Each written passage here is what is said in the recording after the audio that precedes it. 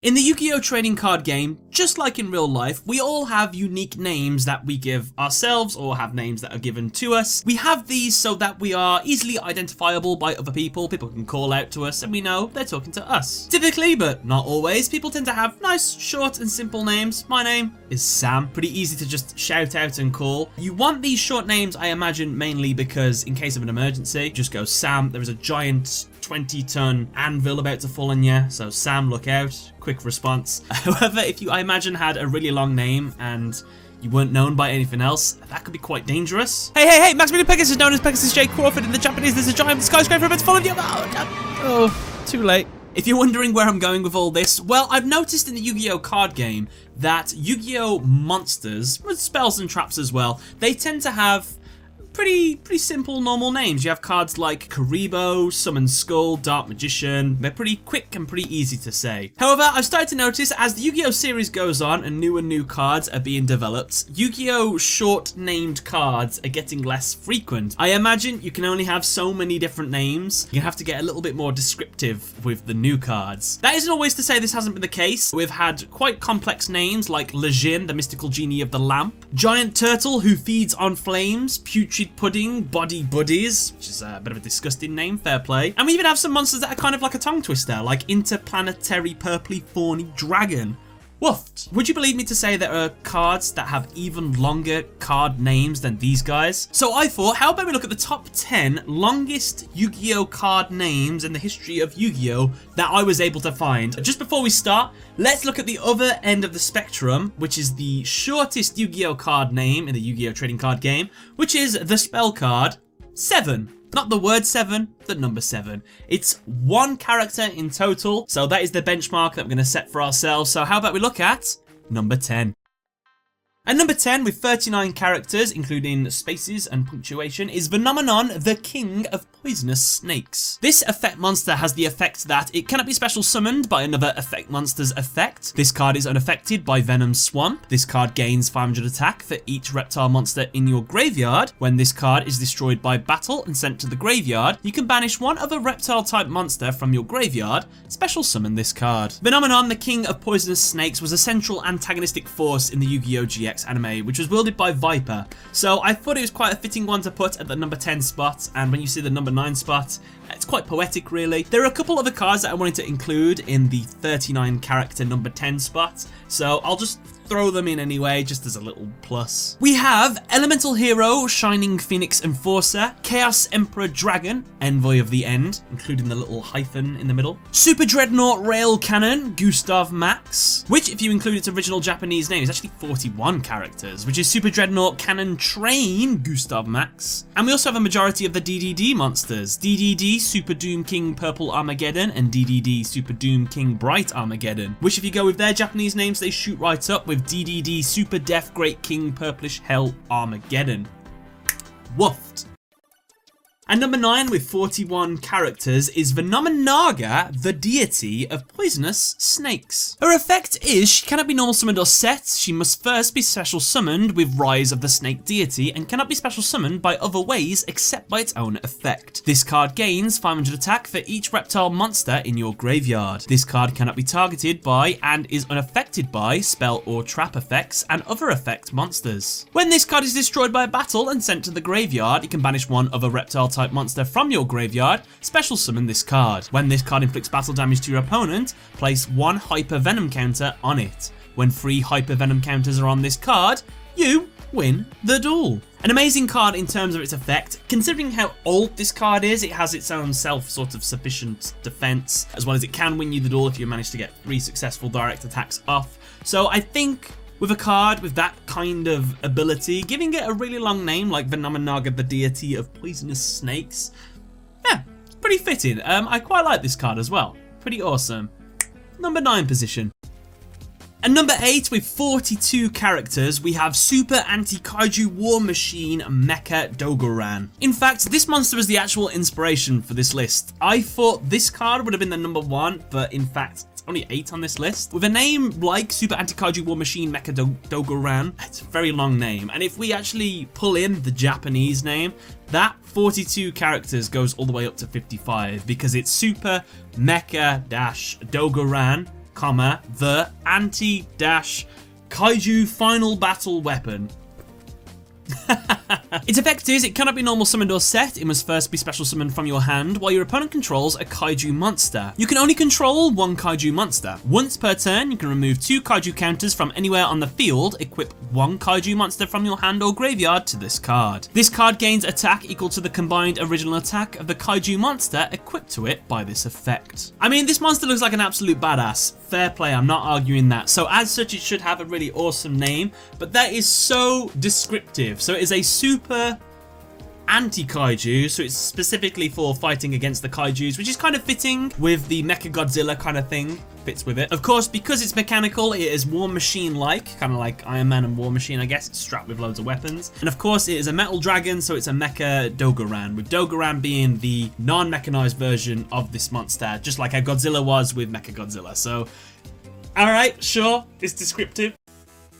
At number 7, with 45 characters, we have the iconic Blackluster Soldier - Envoy of the Beginning. His effect is he cannot be normal summoned or set. He must first be special summoned from your hand by banishing 1 light and 1 dark monster from your graveyard. Once per turn, you can activate one of these effects. Target 1 monster on the field, banish that target face up. This card cannot attack the turn this effect is activated. If this attacking card destroys an opponent's monster by battle, after damage calculation, it can make a second attack in a row. Blackluster Soldier, Envoy of the Beginning is of course the advanced version of the original Blackluster Soldier that we saw a long time ago as a ritual monster. Now this monster is an absolute beast, and people know that its name is quite long because it is normally abbreviated down from Blackluster Soldier, Envoy of the Beginning to simply BLS. We have a lot of cards that are similar to this where they kind of just abbreviate the names. For example, we have like Reinforcements of the Army, Rota, Mystical Space Typhoon, MST, Dark Magician of Chaos, DMARC, and many, many more. So with Blackluster Soldier being at 45 characters and only 7th on the list,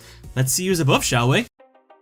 At number 6, with 46 characters on this list, we actually have our first non-monster card, which is Training for Hire, comma, for all your training needs. This trap card's effect is, if a monster for hire you control is destroyed by battle or an opponent's card effect, you can target one of those monsters, special summon 1 monster for hire from your deck, whose level is lower than the target's original level. You can only use this effect of Training for Hire for all your training needs once per turn. Now this card's name is unique in the fact that it seems to be the translation team who are translating it from the Japanese into the English, just having a little bit of fun with the new name, because if you didn't know, the Fur Hire monsters were originally called the Skyfang Brigade. So it's kind of obvious, now that they've had the name changed to Fur Hire, you can make a few puns with this one, which is, of course, best exemplified by this card, Training for Hire for all your training needs. And with this card having a total of 46 characters in its card title, it's pretty fun.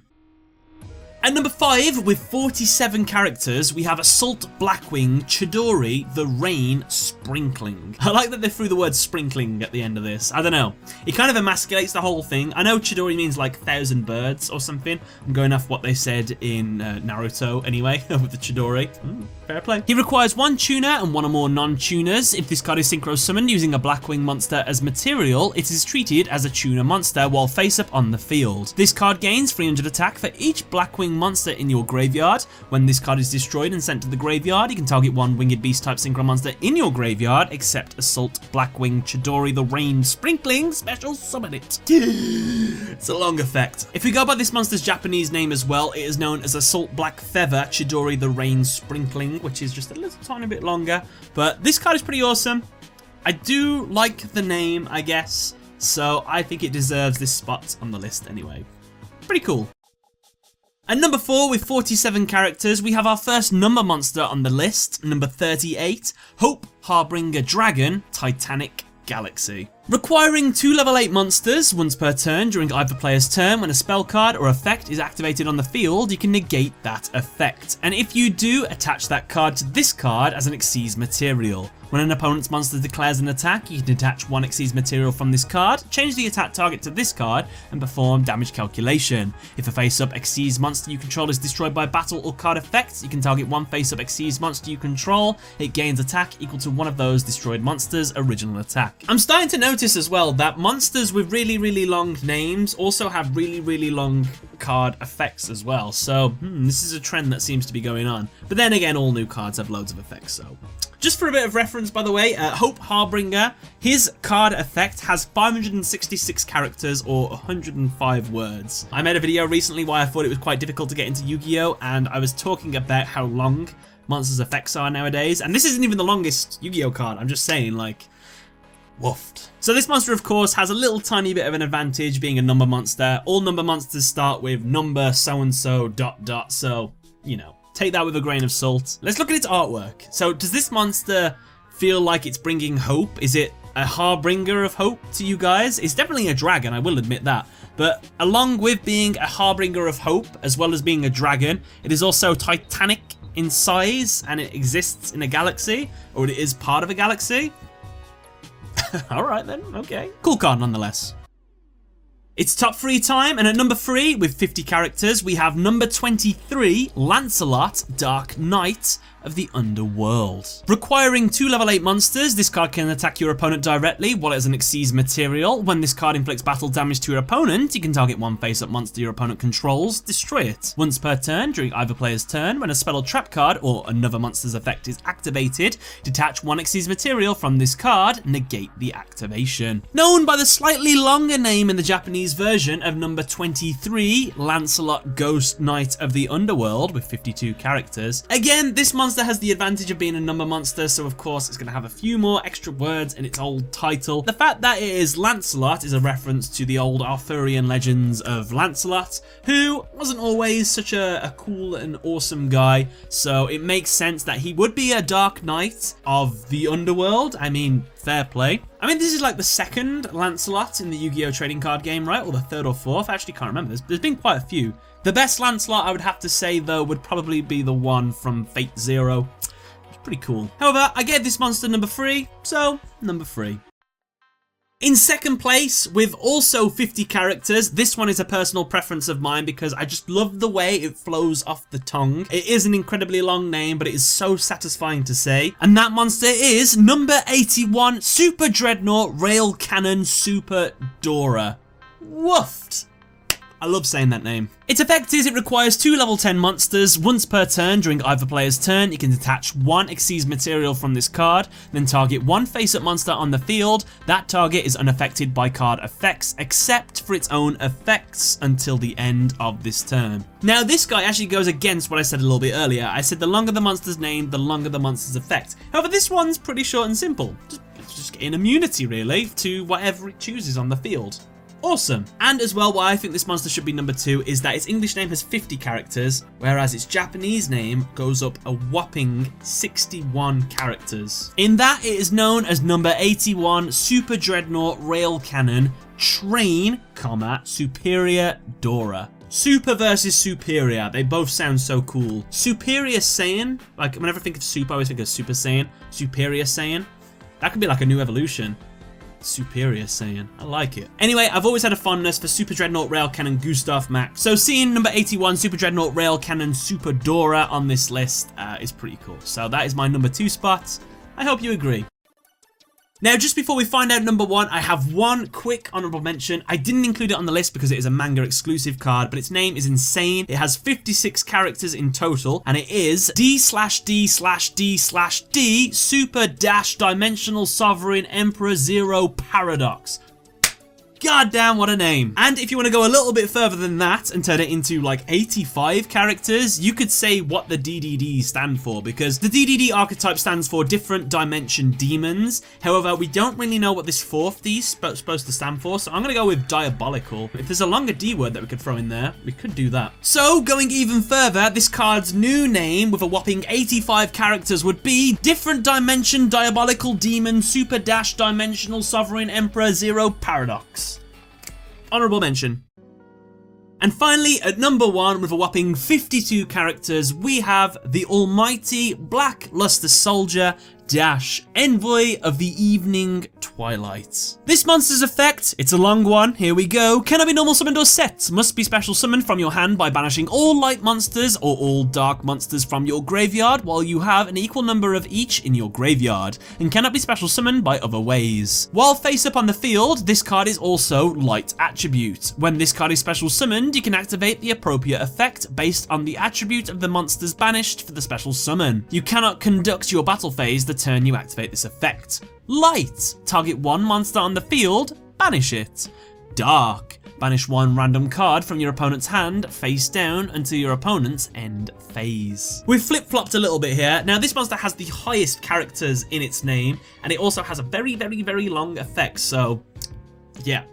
Incredible. The second of the Blackluster soldiers to appear on this list, the first one of course being Blackluster Soldier, Envoy of the Beginning. However, with this card's name of Blackluster Soldier, Envoy of the Evening Twilight, they've gone that little bit further. Plus I like it, we've got Envoy of the Beginning, which is like dawn, Envoy of the Evening Twilight. We can see that kind of split down the two with the light and the darkness. It's really cool. The reason why this card has so many damn characters as well is just the abundance of spaces. There's a lot of individual words in this one. For example, something like Interplanetary Purpley Thorny Dragon, that's all one word. They should make those separate, because when you do that you get something like this. Black space, luster space, soldier space, dash space, envoy space, of space, the space, evening space, twilight. That's 52 characters, that's insane. As well, with 118 words in its card effect. That is a doozy to read. That is why I picked this guy as the #1 position, because he is awesome and he's really cool as well. So yeah, guys, with that is my top 10 longest card names in the Yu-Gi-Oh! Trading card game. This was made for a little bit of fun. You know, anyone could really make this video because it's just a list of numbers, really. Stats, I don't mind stats though, so I had a few people complain in one of my other videos where they were like, you're not injecting any of your own opinion in this. So, you know, it's lazy. I hope you don't find this video lazy. I thought it was a little bit of fun. It's kind of weird to just do a top 10 of the names of monsters, but I hope you enjoyed the video nonetheless. I want to give a big thank you to the people that helped make this video possible, my Patreon supporters as well as my YouTube supporters. Thank you first and foremost to my Platinum Patreon supporters, YouDo97 and J24092. As well, thank you very much to Dylan Cunan, Zwolf18, David Shanahan, Jack Sisson, Chung Ming Zen, as well to everybody else that is supporting the channel on Patreon, as well as a special thank you as well to Red Gokko Boat and Shinjo CB as my TGS YouTube members. I hope you enjoyed the video, and don't be a stranger, leave a comment. Bye everyone!